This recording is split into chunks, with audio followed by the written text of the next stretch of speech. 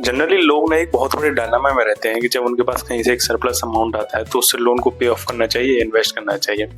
इससे ना हम एक रेशनल तरीके से सोचते हैं कि किस केस में आपको लोन को पे ऑफ करना चाहिए या किस केस में आपको इन्वेस्ट करना चाहिए। केस नंबर 1 मतलब किस केस में आपको इन्वेस्ट करना चाहिए, जब आपकी जो इन्वेस्टमेंट की रिटर्न है वो ज़्यादा है एज कम्पेयर टू जो लोन का इंटरेस्ट हो गया प्लस 4% का सेफ्टी मार्जिन होगा। अगर इस केस में आपकी जो रिटर्न आ रही है इन्वेस्टमेंट में वो ज़्यादा है तो then you should definitely invest your money. अगर इससे एक एग्जाम्पल समझें कि अगर सपोज करोगे जो आपकी इन्वेस्टमेंट है वो 15% का रिटर्न जनरेट कर रही है, वहीं जो आपका लोन का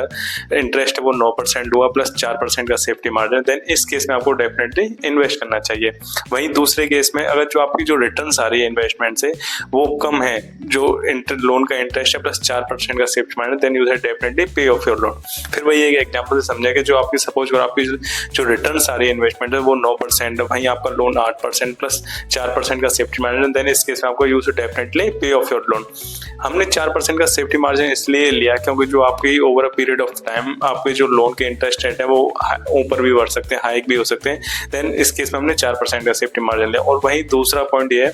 कि जब आप पैसे को अपना इन्वेस्ट करोगे किसी भी इक्विटी ओरिएंटेड स्कीम में तो वहां पे आपको रिटर्न में वॉलेटिलिटी देखने को मिलेगी, वहां पे कहीं आपको फिक्स रेट ऑफ रिटर्न देखने को नहीं मिलेगा।